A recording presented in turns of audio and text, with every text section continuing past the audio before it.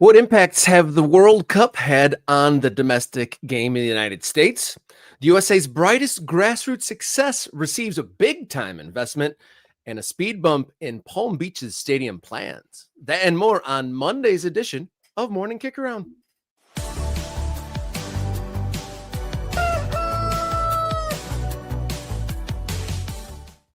Hello and welcome to the show. You found your way to Morning Kicker on the show that dots the map of the ever-changing American soccer landscape. How you doing? My name's Robert Kerr, local soccer guy. And to my side, Jason Davis, radio soccer guy. How you feeling?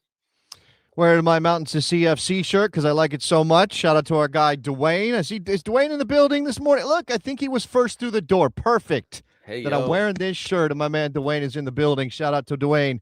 Homeless Shoe is here. Mr. Bob stepping up big. Wow, Mr. Bob. I think it's been a little while since we've seen Mr. Bob. I know he's been busy. I'm going to leave the drama of that aside. Mr. Bob, respect. Absolutely. Thank you so much for stepping up and obviously wearing your Morning Kick Around jersey out to New Mexico United games. We love that. Jeff is here. Mr. Bob gave 10 gift memberships. We've already hit a goal today because that was going to be the goal. Now we got to make it 20.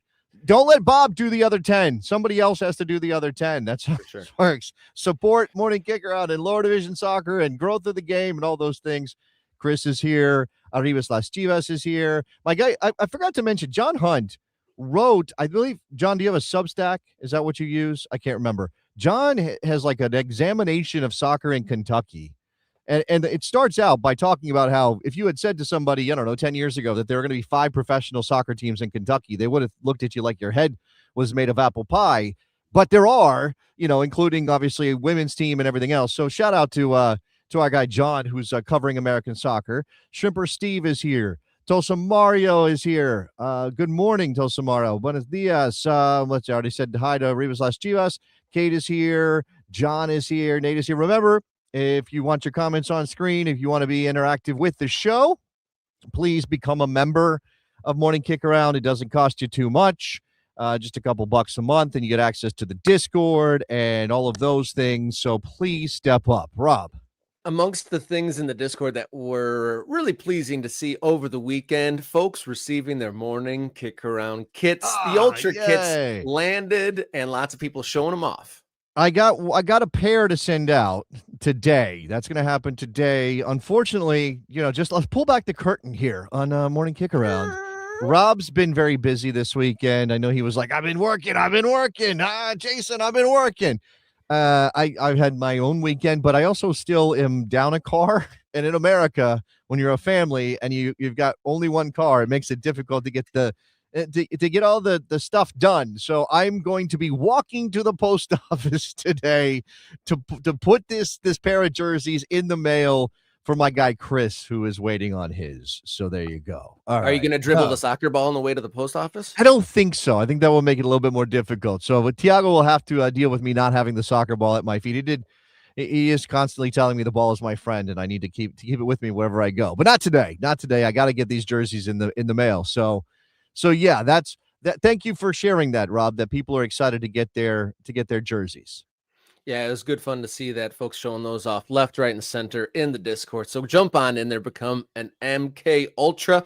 If you want to support the show in another way, we do have merchandise more than the kits that we're talking about. You can head over to Morning Kick Around at fourthwall.com. And I think through the rest of the week, the code on screen will get you 10% off of your purchase. Great to see some people picking up their Morning Kick Around swag over the weekend. And be sure to grab up some hoodless sweatshirts, t-shirts, mugs, and more over on the shop. You can even find it. We're reconnected to the YouTube channel, so you can find your way to the shop very easily. So this is the thing. It's a one-stop shopping in many ways. It's where you can get your membership. First of all, it's where you can subscribe to the channel if you haven't done that already. Please subscribe. Helps us out a lot. We are kind of in this middle zone, Rob and I. We are not covering the biggest stories in the game all the time by choice. Sometimes we mix in. Obviously, we're going to talk World Cup today. But we've chosen, this has become a show that is about the growth of the game in America. And most of the growth of the game in America is not happening at the highest levels. It's not happening with the biggest names. There's some of that. but we're focusing a lot on lower division soccer, which means we need your help for the algorithm to give us a boost every now and then, right? So if you like the channel, that helps us out a lot. Obviously, like every video you see. We're really built on live. Like I love the fact that we're here every Monday, Wednesday, Friday, and all of our people are in the bill. Are you trying to catch up with my beard, Rob? No, not at all. That would be impossible because even as a middle-aged man, it is pretty scraggly and patchy. This is me like working every minute of the last 4 or 5 days and barely being able to get myself out and about like a normal human. This is just Okay. unshaven right. All right. So anyway, that was, I wanted to mention that because Bob is obviously one of our ultras, one of our regulars, an incredible support of the show. So, what I was going to say is that obviously if you interact with the show, you're probably interacting with us live or watching us back live. We do cut up segments to post on our YouTube channel. Even if you've already seen that part of the show because you watch the show live, like an incredible ultra, please go like the video, right? Please go ahead and help spread the word of the show by clicking all the things, right? That's really all we're asking here right now. I mean, look, obviously becoming a member costs a couple of bucks a month. It's not a huge lift. We'd love for you to do that. If you want to give out gift memberships, you want to be part of the show in that way and support us financially that way. Buying gear, obviously, you get something for that transaction. We love that. But at the very least, because it's so simple, like, subscribe. Those first two things, right? Yeah, I echo all those things you said. Just a few clicks and maybe a little bit of sharing by word of mouth will take us to a higher level. And the higher level we go, the more we can cover and the more of this news we can bring. Because I'm sure in all the cities with plans, with that kind of thought germinating in people's heads across the country about domestic soccer, that there are stories that we're not able to get. And the more support we get from you guys, the more of those stories we can cover here on this show. On today's episode, we are going to talk about the big news out of Detroit. We're going to talk about a celebrity making his debut, a stadium that received a little bit of a speed bump in their fast-paced development plans. But we're going to start on off with how the World Cup is maybe affecting all the different ladders, the tiers in the ladders of American soccer. So without further ado, let's get going with Monday's edition of Morning Kick Around. Let's go.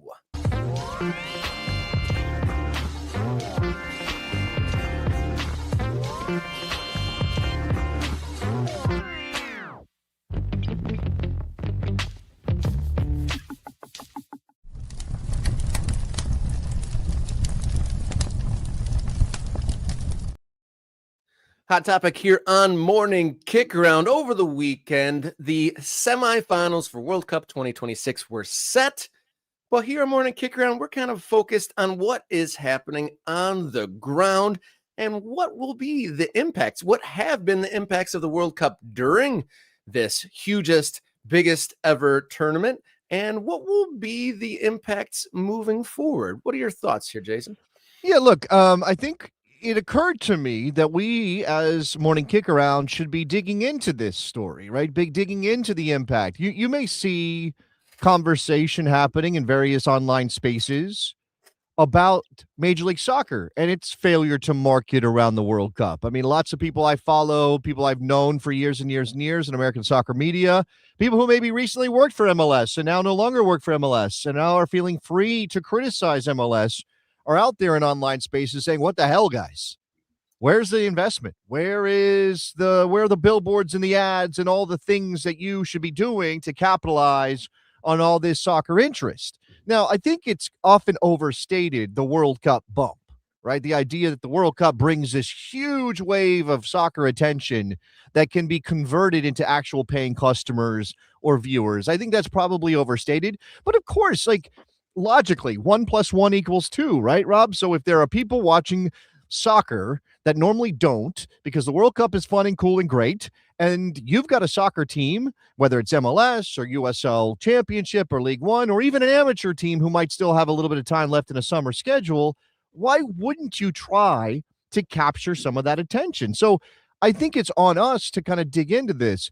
I saw somebody posting about how the Miami FC, an MLS champion, USL championship side, the Miami AFC, a USL championship side, for their game on July 5th, so a little bit more than a week ago, drew 600 and something people.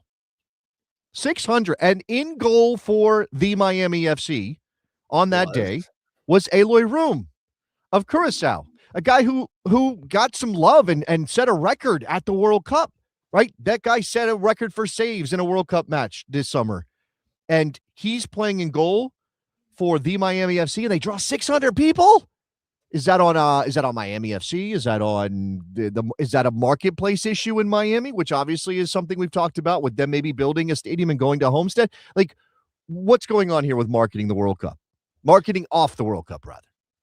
What is going on with that, and what will the impact be? The Room, didn't they made a big deal out there that he got like 30 million subscribers to his Instagram? I think that was Vojinha who got all the subscribers. I can check on Aloy Room's Instagram if you'd like, Rob. But it definitely, and I don't want to there are multiple goalkeepers from small island nations that have gotten some love at this World Cup. Aloy Room played in Major League Soccer, so there's a little bit of familiarity with him because of his time with the Columbus Crew.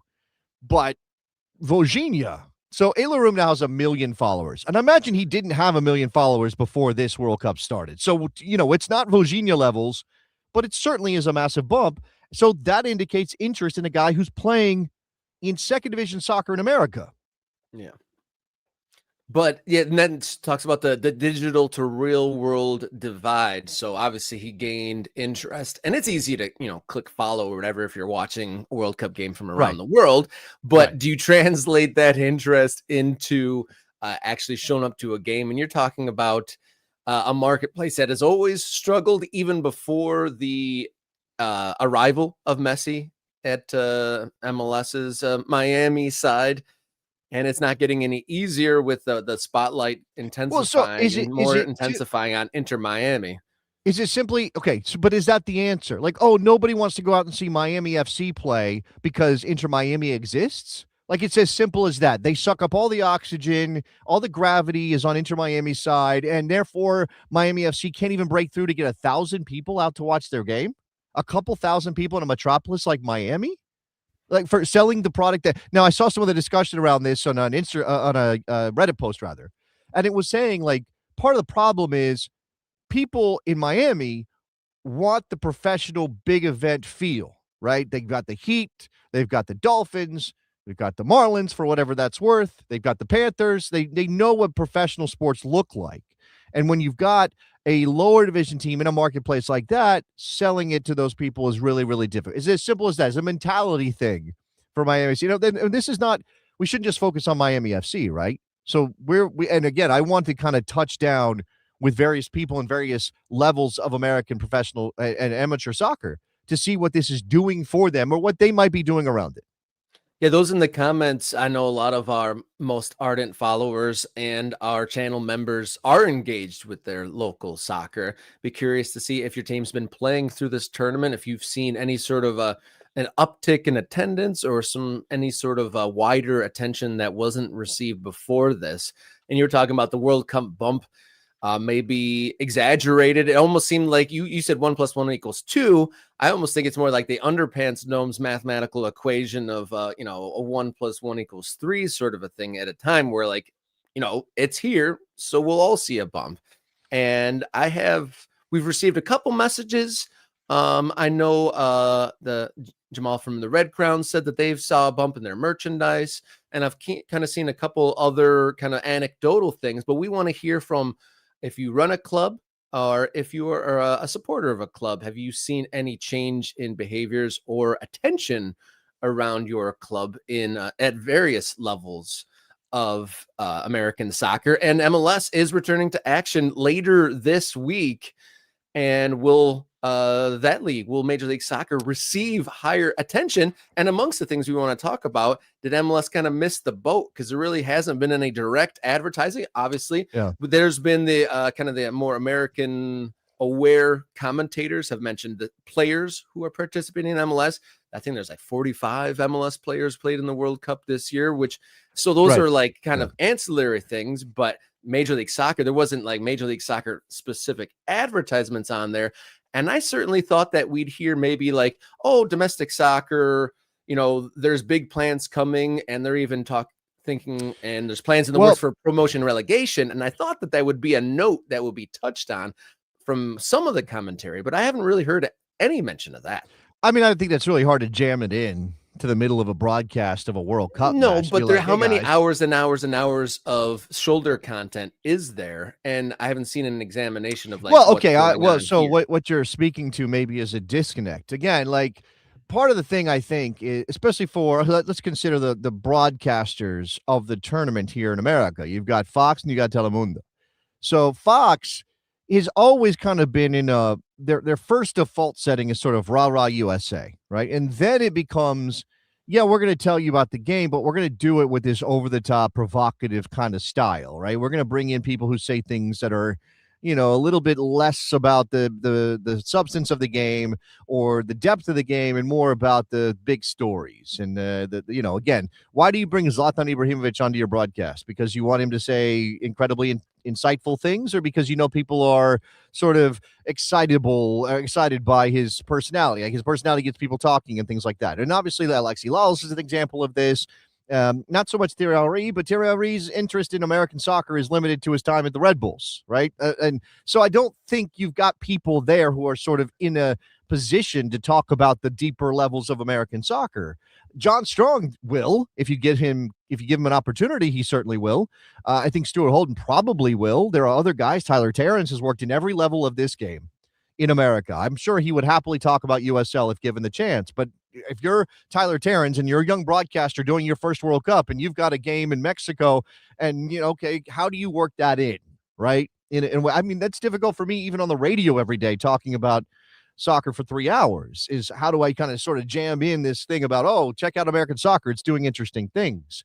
So there is that. Major League Soccer not doing anything is certainly a big story. Right. And I think we're more interested in the lower division development here in America because, again, there's more capacity for growth in the lower divisions than there is in MLS. MLS and NX Pro is an example of lower division soccer, though, and MLS does have an interest in that. They are planning some sort of get together. And I did get an invite. I'm unable to make it to New York, but they are planning some sort of get together for the media. That is happening. Let me see that. This is happening tomorrow. Oh, no, sorry, Thursday. It's happening on Thursday. They're going to have Don Garber, Antoine Griezmann, Michael Bradley, and Brad Sims, who's the CEO of NYCFC, and some other special guests they don't name, doing the Next Chapter media program on Thursday in New York at the MLS headquarters. I would love to be there. Can't make it. We'll see what comes out of that. Remember, this is also a league that's flipping its calendar next year, right? So they're bringing in Griezmann. They're bringing in Lewandowski. We saw that St. Maximin, not quite the same name, but St. Maximin signed with Charlotte. So there's some things happening around that. Again, whether MLS is capitalizing at the right level it should is maybe eye of the beholder, but it certainly doesn't look like they're flooding the zone with, hey, watch MLS when you're done with the World Cup. And I don't think, obviously, USL, rather, Rob, or any lower division operation in America is in a position to kind of directly engage with a World Cup audience, right? It's all going to have to be around the edges and like, here's some social media content that might pop up for you because you're suddenly interested in soccer. That's what they're going to do. And obviously local focus is where it's at for these lower division teams. Yeah, have to kind of like make yourself aware. So yeah, to that effect. And Major League Soccer, and soccer in general, a lot like baseball, is everyone's kind of focused on their own team. So I saw in the comments there that the Revs have been running a lot of commercials, and I'm assuming that's within their local market as well. I haven't seen those here in Michigan. And yeah, you kind of got to just raise awareness in your own communities, and whether that be ads on the local broadcasts or on social media, like you said. But that's something that we're kind of examine over the next couple weeks and months is the lasting legacy and any sort of trends upward or downward. It'd be strange downward, but we're going to see what this World Cup, the biggest World Cup ever, has on the game here at all the various levels. But we're going to move right along, talk about big investment in a grassroots team here in the United States. Next up here on Morning Kickaround.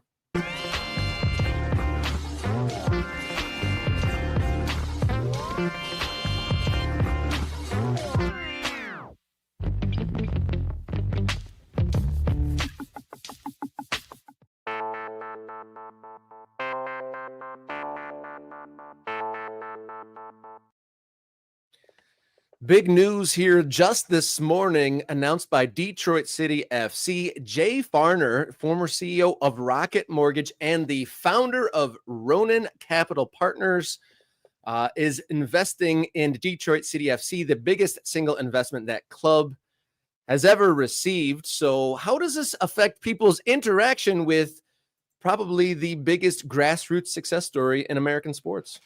Yeah, look, we could report the news, right? This is Rob's backyard. Obviously, Detroit City is a big name in American soccer circles because of where they come from and what they are and what they're doing, building a stadium there in, was it Mexican Town is what it's called in that part of Yeah. Detroit. They're doing things that we've never seen a lower division soccer team do. And I don't look, not no disrespect to Louisville City, but this is, I think, a different level. And partly because of where they come from. Again, the origins of Detroit City. And that's what leads to the big question off of this. So let me first read this quote, which is part of the press release, which you can find on Detroit City's website, about Jay Farner, who Rob just described is a muckety muck of Michigan financial power, and obviously we're part of Rocket Mortgage. Everybody knows Rocket Mortgage. Everybody knows Quicken Loans.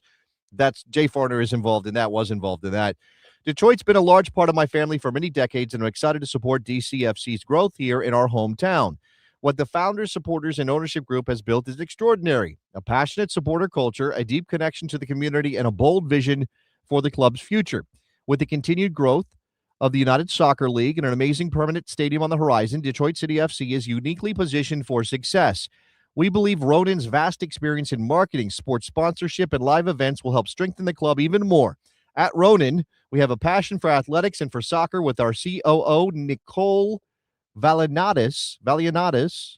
Being a former Division I soccer player, we are confident this passion, investment, and long-term commitment will help to further secure Detroit City FC's future. Nice corporate words, right, Rob? Yeah. I mean, I do think it's interesting they named their investment company Ronin. Go look up what a Ronin is. I don't know. I mean, that just speaks It's a good to movie. something. It's a decent movie with who is that? De Who's in them? Niro.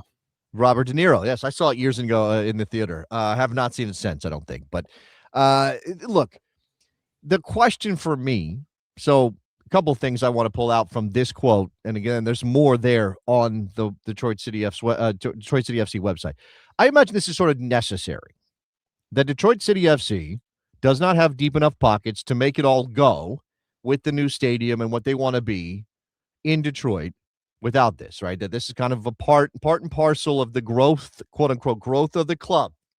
Now, he says, with the continued growth of the United Soccer League and an amazing permanent stadium, do you have any, does it like cause a little tingle in your brain that, hey, while he mentions USL, if you are putting money into a club like Detroit, in a city like Detroit, metropolitan city like Detroit, market size Detroit, permanent stadium in Detroit, that maybe this is still a play to get the eye of Major League Soccer and an expansion could come to Detroit? Yeah, that's some dark thinking there, Jason, especially if you're a DCFC supporter, that would probably make many of them shudder, at least the ones that date back to the origins of the NPSL days of DCFC. And I mean, you might, if you think about it, that's a huge get for USL if they're trying to, war chest and get as many owners with huge stockpiles of cash. But like you said, they could be waving a little like "look at me" flag. And you also said that I don't know if it mentions right here in this quote, but Farner's on the board now. He's on the board, right? Now. So this is okay. So John Hunt is bringing up the DCFC owners do not want MLS. Guys, opinions change, attitudes change. Your desire for growth is going to dictate things. I am not saying that they're aiming for MLS right now. I'm not saying that. I'm saying that somebody like Jay Farner, who's a big investor, right? Not somebody local with a couple $1 million in the bank who's like, I'm going to throw some cash at this lower division soccer team. And for context, here in Detroit, Rocket Mortgage, one of his former companies, their name is on probably 35% of all buildings in downtown Detroit. Like huge footprint. Yes. Here. I know this is a cynical take, guys. I understand that, but I it's really hard for me to imagine that somebody with Jay Farner's background and an investment group like Ronin isn't thinking bigger than USL. I mean, obviously they could be thinking USL is going to explode, and that's the answer to their investment question, I guess that's possible. The other part of this, and the big question that we really kind of entered with, Rob, is how does this change the club in terms of its relationship with the fans of Detroit City FC? Like, when you think of, you're closer to it than I am, but I've been up there. I was up there during the NPSL days, right? I saw them when they were very late, just moved to Keyworth, I think a year or two before.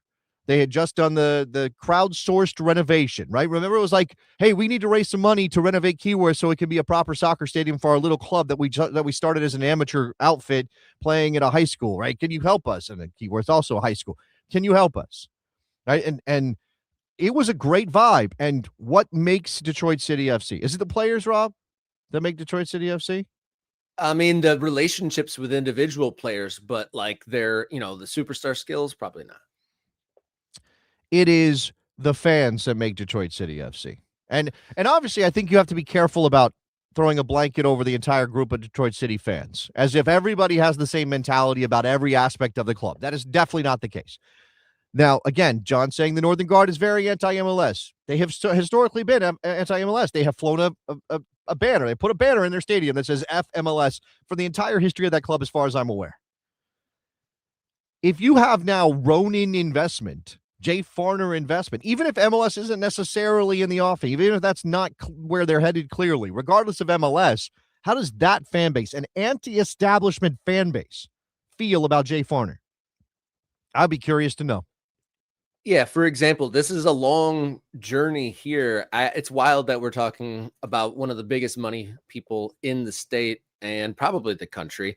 But I mean, this is a team that had wives, girlfriends, parents running their vendor stands. This is the team that had a crowdfunding to fix up Keyworth Stadium enough to where they could use it legally. It was condemned. The whole far side where the Northern Guard was condemned. The first couple of years that they inhabited Keyworth, there was a whole end that people could not use because it was condemned. And they've worked their way to this point. It's a wild journey. And I know there was already in order to get to the USL Championship, they had to take on a big time investor. But from what I understand, it was an individual that was well moneyed, not necessarily tapped into this kind of level of corporate not financial. Right. So that's the difference, right? If somebody, it could be investing, like, I'm putting my money into the club and I would like to get something back. But I think institutional investing is different. Yeah. Yeah. Right. Don't you feel like that's a different color of investment? And therefore, again, and look, I hope we get a chance to talk to Detroit City's ownership. I hope we can talk to Sean Mann or whoever wants to come on the show to talk about what this means for the club.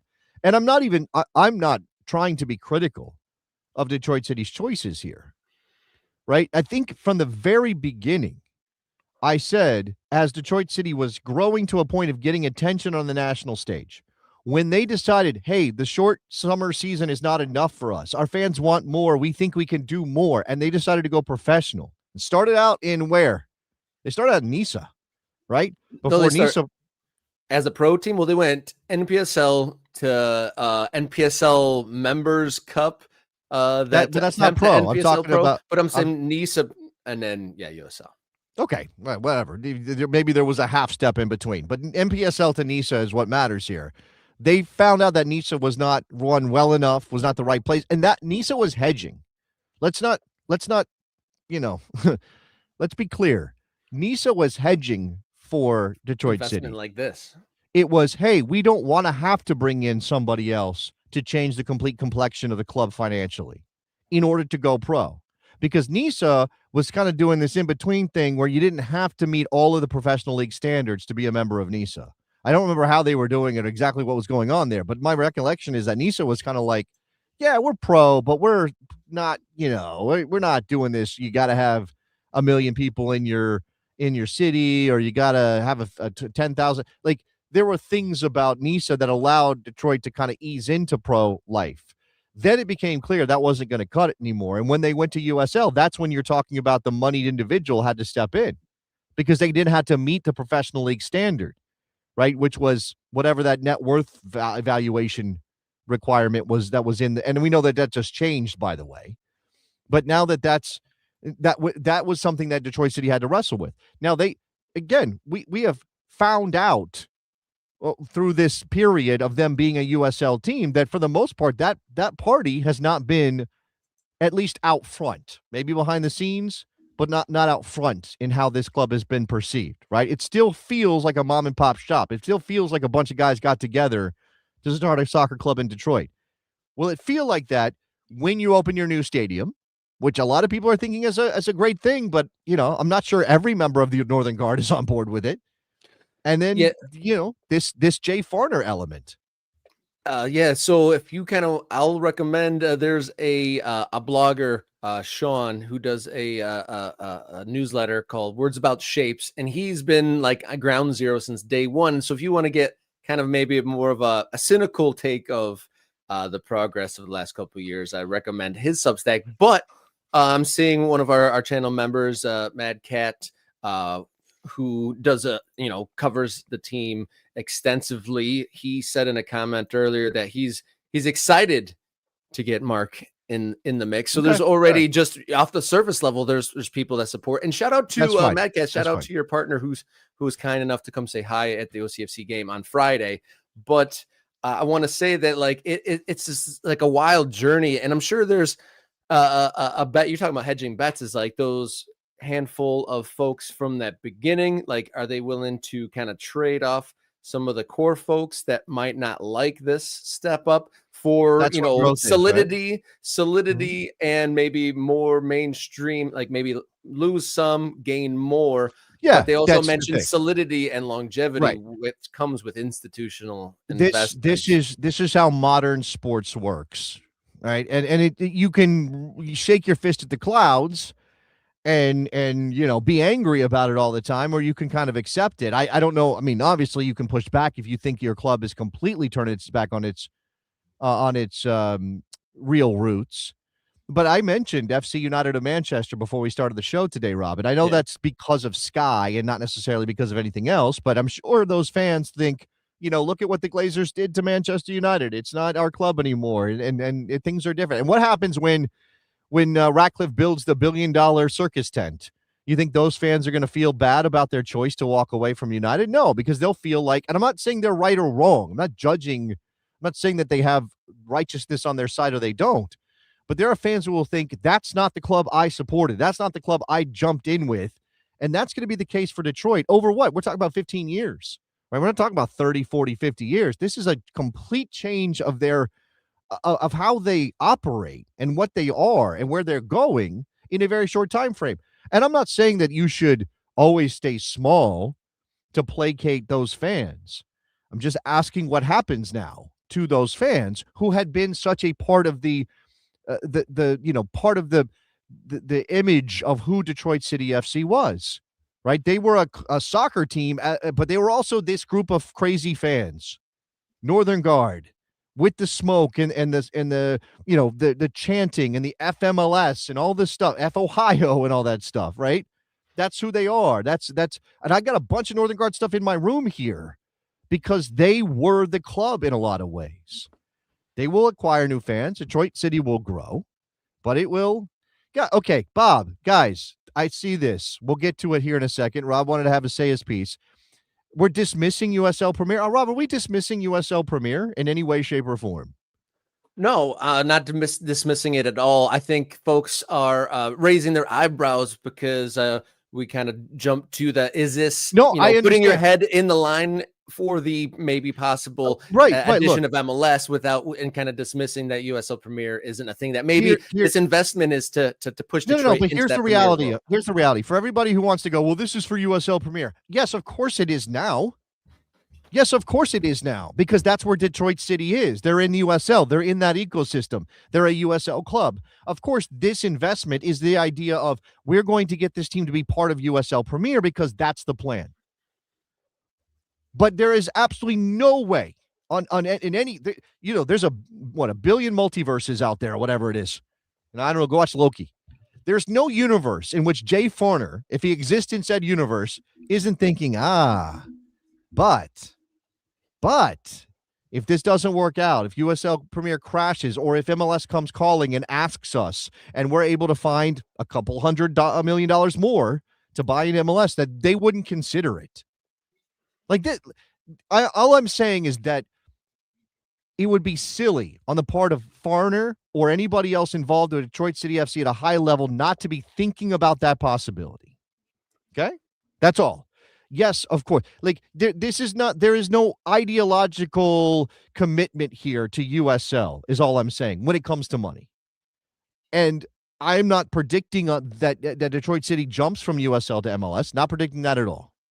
I'm simply saying that if you're Jay Farner, you're playing both of those cards right now by jumping in with, because look, if you were doing this in, I don't know, Springfield, Illinois, Rob, would anybody be saying, oh, this might be a play for MLS? No, of course not. It's Springfield, Illinois. No offense to Springfield, but this is Detroit. Absolutely. If this works, the $150 million stadium pops off, and they say, well, we could always add another 5,000 seats and get to 20 or whatever it is. You don't think MLS might be, oh, that's interesting, right? And again, like this is just somebody saying it in the chat, not a member, not an ultra, but this is true. Healthy suspicion of capitalist. That's all this is. This is me understanding, recognizing how these things usually go. We want USL Premier to work on this show. We want it to work. We want there to be 12 teams or whatever they need to start with that have the proper setup to thrive at the USL Premier level. And we want Pro Rel to work. What I don't want is for teams to bite off more than they can chew, right? I don't want clubs to have to self-relegate. I don't want teams that win promotion to go, yeah, no, actually, we don't really have the money to do that. We're going to stick it out in this level because that's not Pro Rel, right? No. That's not pro. Yeah, and the MLS thing comes up because there has been multiple attempts for MLS expansion in Detroit already. And when you look across the country on a whole of the big cities that do not contain an MLS team as of now, it doesn't contain the Springfields of the world. In the mix is Detroit. And so it's not too much of a jump to think of that really for you. I mean, Jason, being a little provocative of waving the MLS flag here when we're talking about, this. Guys, it's not a huge jump. It's not. Right. I want what Detroit fans want. That's what I want. Because I'm not a Detroit City FC fan. I'm not invested there. I'm not the fan base. I don't live in Detroit. I am an observer. Right. I am somebody sitting here in a different part of the country watching what these things unfold. How many conversations with Sean Mann have I had over my career? 10, 12, 15, 20? I mean, I went to Detroit. They brought me out. I saw it in the NPSL level. I want whatever fits the people of Detroit who are supporting that team. But let's acknowledge that that's changing, has changed, and will continue to change, particularly when they open up that stadium. Right. And that change in the fan base is going to change the complexion of the club. And I'm trying not to make a judgment of like, oh, Detroit City, they're defying or they're turning their back on their morals or some nonsense. Like, I'm not trying to make this a moral question of Detroit City FC. And I'm not even saying that if they decided to go really make a play for MLS, that would be wrong of them. This is unfortunately the situation we have in American soccer.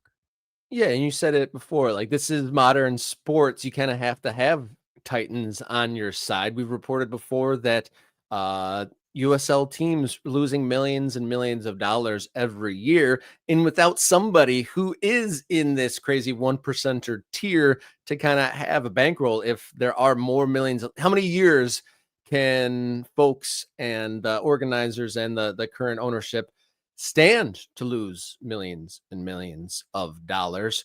But before we move on, I thought get words from the mouth of the man that we've been talking about. So to quote Farner here from the local news, WXYZ.com, Detroit's been a large part of my life for many decades. I'm excited to support DCFC's growth here in our hometown. What the founders, supporters, and ownership group has built is extraordinary. Yeah, this is the quote I put on the screen earlier that I read out. I think it's the same quote. So it's there. Yeah, but go ahead. I mean, obviously there's information in here. I just wanted to make sure that you recognize we had this quote on the show. That was a lifetime ago, Jason. Nobody remembers what you did like You've 10 been minutes working really ago. hard, Rob. I know you've been working real hard. That's why that's why you're going for the beard look because I haven't had time to do that. Yeah, I mean, look again. These are nice words. What you were reading, which was repeated in local news, because if that's repeated in the local news, by the way, WXYZ, what a great call sign that is. WXYZ is just repeating the quote that's on the Detroit City FC website via their press release. That means Jay Farner hasn't given an actual sit down or had a conversation with a reporter, right? These are parsed words. These are what can Jay say that sounds good, that looks good, not what would he say off the cuff when asked. That's a good question. Good question indeed. And we'll see. I mean, he's not going to give any sort of earth-shattering quote on this, is he? I mean, he's not going to be like, "Oh yeah, I'd love to invest in this so we could make a ploy for Yeah, he's MLS not or going to say that. otherwise." And again, I don't expect you will hear anything about MLS. I don't think you will hear anything about MLS. I'm not suggesting that that's the play. I am, again, being overly cynical about capitalism in America and the way sports and soccer has worked. All right. That idea of, okay, how do we get to the top level? How do we get the biggest return? Right. The issue is that when money like this sees opportunity, which it clearly has with American soccer, because we have private equity investment in USL at the league level, in MLS Next Pro at the league level, in individual clubs. When money like that sees an opportunity, they don't think, oh, you know what? We're going to be true to the game. We're going to, we really want to keep this organic and local and grassroots. We really want this to be something that connects. That might limit us to only getting 10,000 people out per match, but we really feel it's important to be connected locally to the community in ways that are true to the identity of a club that pre-existed our investment. They don't do that. They don't do that, Rob. What do? How do we make the most money possible? Now, hopefully that isn't like, let's suck the thing dry so there's only a husk and then we pick up stakes and leave town and let everybody have to deal with it. I hope that's not the case. I hope there's at least some idea of sustainability built into their investment. But beyond that, I'm not really willing to give sort of the capitalists any real quarter here with this stuff. Yeah, and be interesting to see how the private equity firms that you mentioned that invested in at the league level this year, like usually they take a known quantity and strip and sell off the parts, but obviously American soccer is not at its fullest potential right now. It is not fully baked, not a fully built thing yet. So it'll be interesting how that private equity formula is tweaked. And if you'll allow me, I'll try to read a quote not already brought onto the show. I'll read something from DCFC CEO Sean Mann, who we've had on this show and we've talked to on a number of occasions. He's quoted as, "Longtime residents of this neighborhood, we are proudly grateful for the opportunity to bring this site to life." Talking about the stadium that will be forever home for professional soccer in the region. Jay Farner his investment and belief in this project and in Detroit is exactly the kind of partnership that accelerates what we're building. He understands this city has built something lasting here, and we're thrilled to have him at the table. So that is the statement. They're obviously not going to have anything salacious or too weighty in the press release, but that is the stance or the tenor from the existing leadership in Detroit City FC. Notable, mentioned it earlier, but it is notable that Jay Farner on the board of directors now. And so some of the decision making could be affected by that. And then also Soccer Night in Detroit mentioning the groundbreaking of Alumnify Stadium there in Mexican Town in Detroit, set for Wednesday. So progress being made for that stadium and working towards a forever home for DCFC. And just a couple weeks ago, it was announced that that stadium wouldn't be set to open until the 2028 season. So big things happening for Detroit City FC with one of the biggest grassroots soccer stories, opening a new chapter in their storied Fascinating. history. And I hope we get to hear from Detroit City directly. We can put the smoke signal out, but we certainly would love to hear from Detroit City. If we can get Sean back on the show, people involved in this. Hey, Jay Farner wants to make himself available to Morning Kick Around. We love that exclusive. So let's go. Let's talk about it. Jay Farner exclusive here on Morning Kick Around. We'll see. But we got a couple topics to go. Let's move on to the next thing here on Morning Kick Around.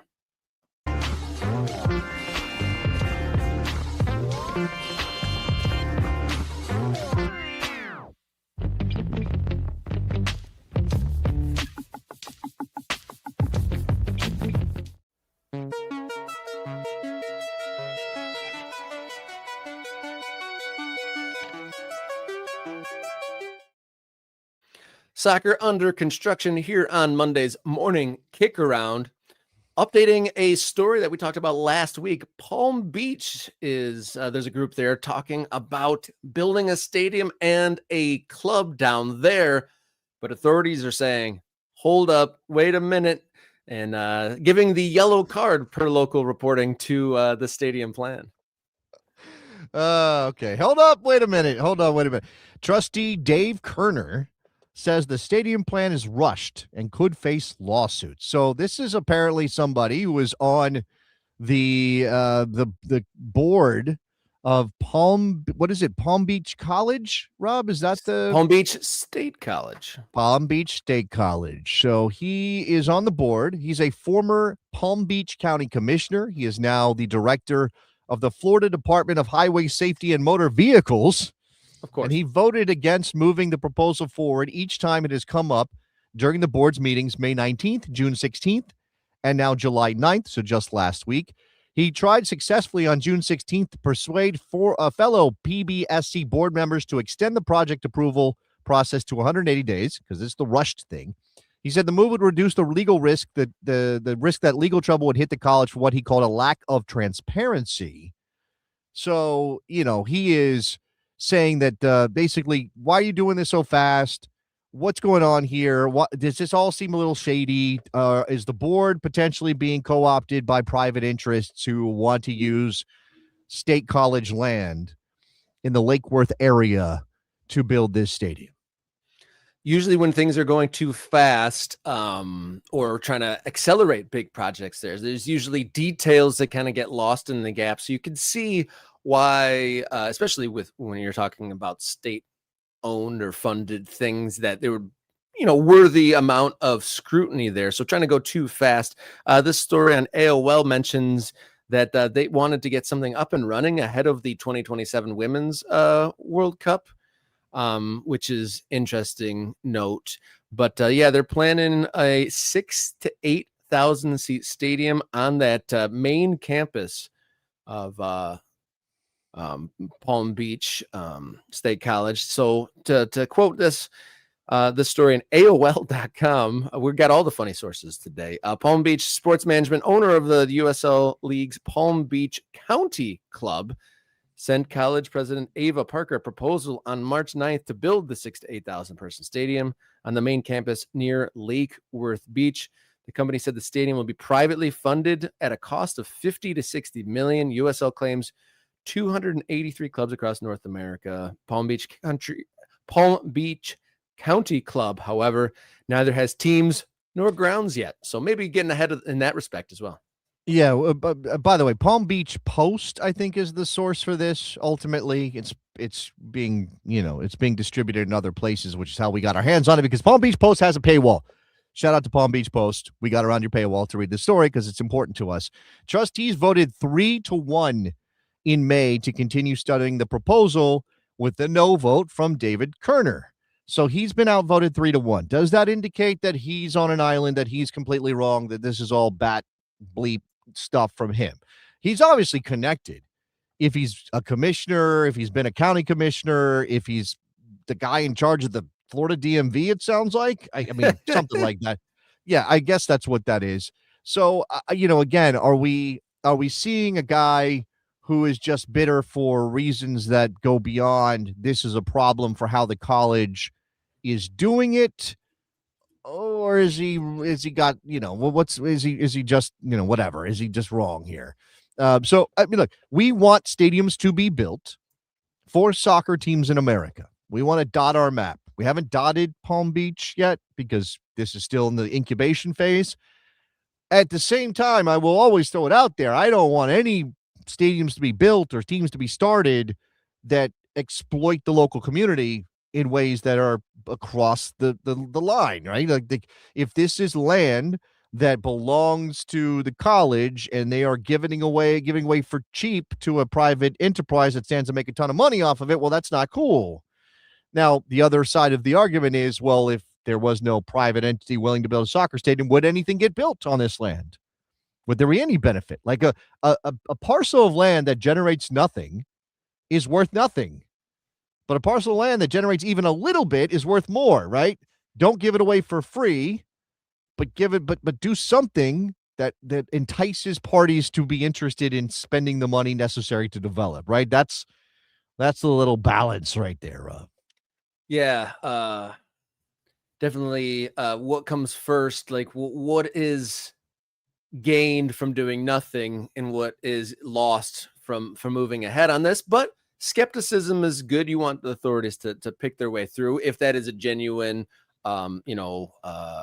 interference or interruption of the process, and not political hedging. But for those curious, this is amongst the groups trying to create teams and stadiums in Florida, Palm Beach, north of Boca Raton and Fort Lauderdale, but south of the Space Coast and Port St. Lucie, which you talked last week. So if all these plans come to fruition, we could see half a dozen just on that Atlantic side between Miami and where they launch all of the spaceships there in Florida. So very active. Is that the technical term, spaceship?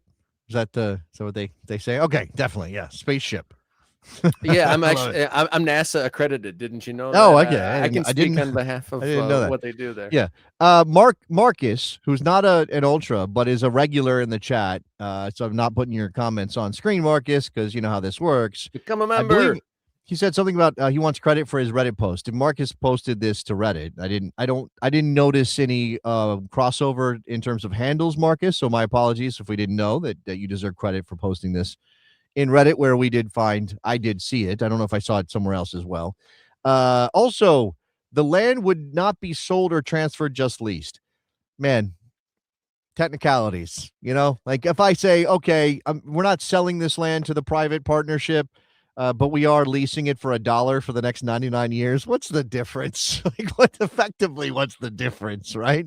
I don't know. A sale might actually be better because then you're getting upfront money rather than, again, and I understand how this works, right? The county board, the county commissioners, the college commissioners, the board, whoever's in charge of this stuff is trying to figure out how to generate more economic activity for the benefit of the community, more jobs, more stuff to do, more money coming in, more tourists, whatever you're looking for, right? Versus don't give stuff away for free to private property, to private interest, rather, right? And again, like public-private partnerships can be good. I'm not one of those people to suggest that they're always bad. I'm not Neil DeMoss, who we probably should have on the show at some point. Neil continues on. Do you know Neil DeMoss, Rob? Do you know who that is? Not off the top of my head. Field of Schemes. Oh, yes. I know. I'm very familiar with that then, yeah. So Field of Schemes is Neil DeMoss. He's the guy who will basically tell you there is no good stadium deal. Does not exist because it's always to the benefit of the private enterprise and to the detriment of the public. So he talks about soccer on a semi-regular basis, but not always. So anyway, go check out Field of Schemes if you're on that side of it. Or you just want to get at the other side of it if you're a booster of building stadiums anywhere in America. All right, we're going to come right back. One more segment to go here on Monday's edition of Morning Kick Round. Which celebrity made their pro soccer debut? Catch that and more. Come back on Morning Kick Round up next.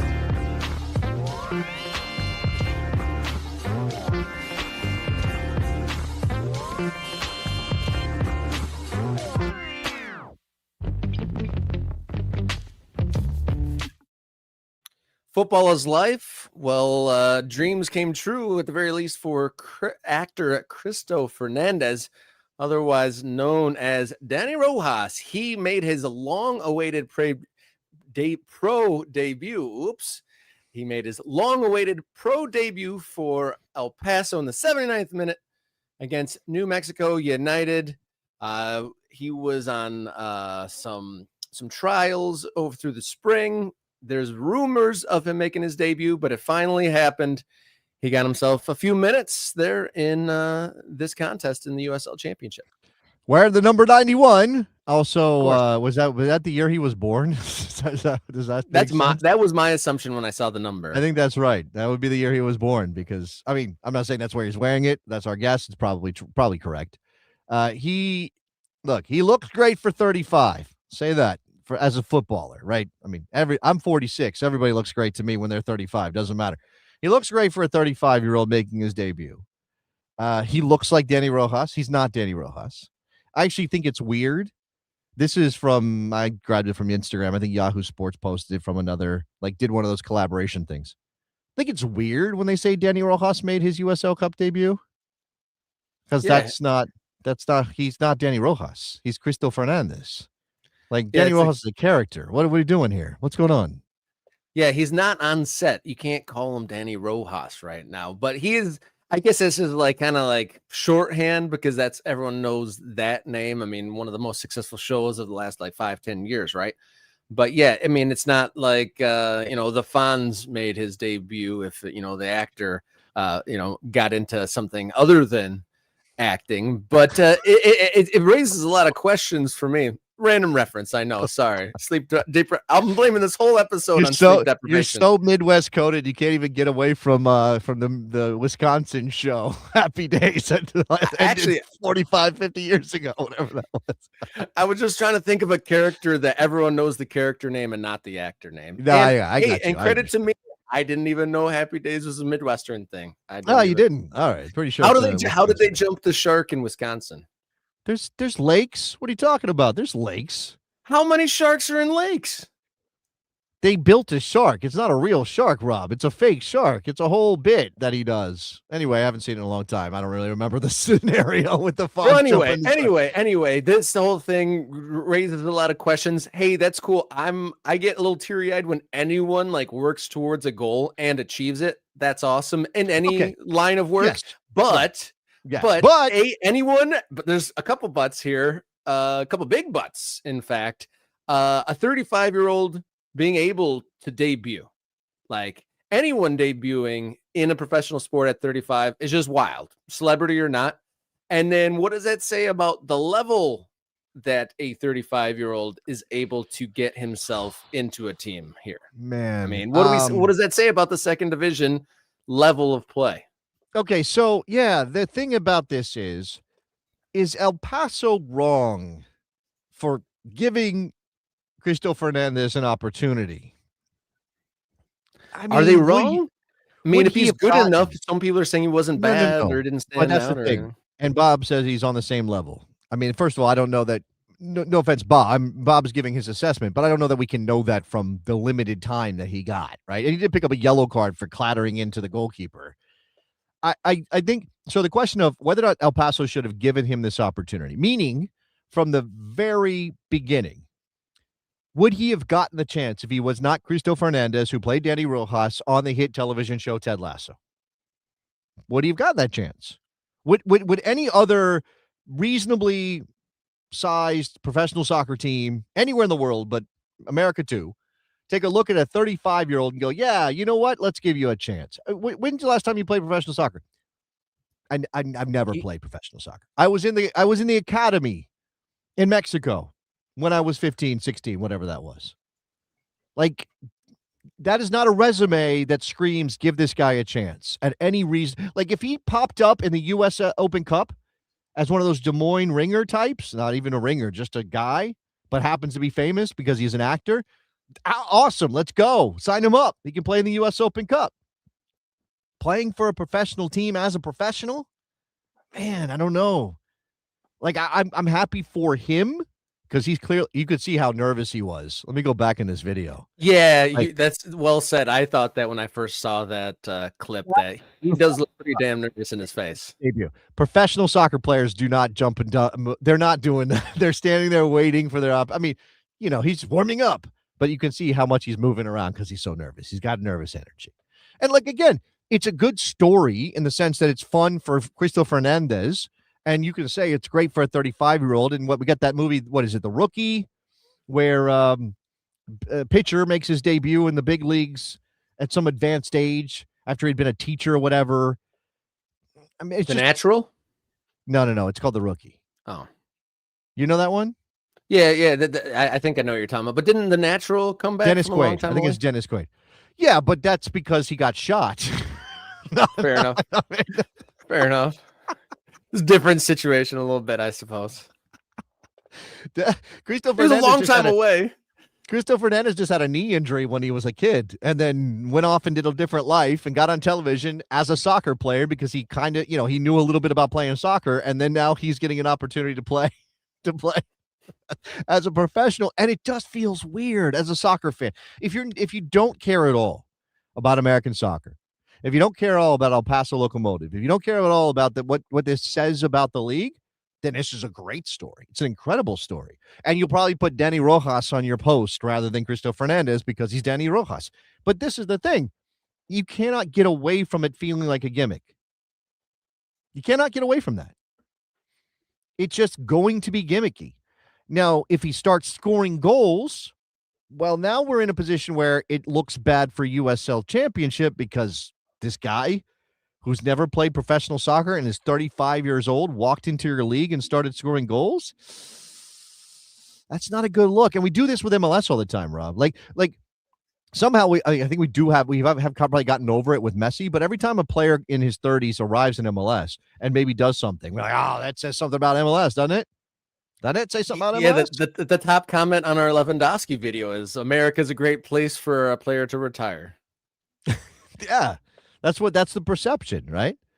And I think, from a different angle with a different kind of story, and Luke's got a point. It feels like a gimmick because it is a gimmick, but we're all talking about it. So clearly it didn't work. It's very Luke to say it. Yeah. And then, someone mentioned that this story was on CBS Morning News as well. So I guess that did work because how many times has El Paso Locomotive been on a national news? Chum. Well, okay. It's also worth pointing out that Diego Luna played. Now, if he had made the World Cup, it would have been a bigger story. Diego Luna played for the El Paso Locomotive. Like they've done something. It's also the hometown of Ricardo Pepi. He didn't get a chance to play for them. They didn't exist when he was coming up and driving to Dallas. But I understand, and this is the thing about lower division soccer, right? Unless you're Detroit and you're attracting Jay Farner and you're building a 15,000 seat soccer stadium, you are fighting for your life every single day, right? You're fighting. Friend of ours in the USL sent us a bunch of messages about how excited he was to sell out his venue because it's a big deal for him to sell out his venue, right? Because it cannot be taken for granted that a team in the USL Championship is going to sell out their venue, especially when they're playing in minor league baseball stadiums, right? So this is that thing where it's like, I do not blame El Paso because, man, they got to do everything they can to make sure there's a season next year and a year after that and the year after that. But if you're a if you're a pure-minded soccer fan, if you're kind of like that level of soccer fan, it kind of feels all uncomfortable. You're not wrong about that at all. And we'll see if he sticks around. We'll see if, this was a one and done or if he becomes an integral part of El Paso's team. We'll see how it progresses. I don't think that his 11 minutes I think it was a cup game, would, the Prinks. Is it the Prinks Cup? Is that what it's called now? I know. I believe it was. I believe, yeah. Formerly the Jägermeister Cup. I believe it was a Prinks weekend for USL sides. You can just call it the USL Leagues Cup if you'd like to. USL Cup. I think USL Cup is what they had on the screen when we put the video of Cristo. I would love to talk to Cristo about this. I'm sure he's very aware of all of it, but of course, if they're going to give him a chance, he's going to go for it. He's not going to say, "Yeah, you know what? You're right. I'm 35 and I'm just an actor." And of course, he's not going to do that. I get why he wants to do this. This has been his dream. obviously more than being an actor. His dream is to be a professional soccer player. And if anybody gives you a chance to do that, you say, yes, please. He's not making a ton of money. And I say that because he probably, like, in terms of his marketing power, he's bigger than any player El Paso has, and therefore probably worth more money to El Paso. But it's El Paso Locomotive of the USL Championship. He's not making $1 million doing this, right? He's making some money as a professional soccer player at that level might make. So it's it's a bunch of different things at the same time, I think, right?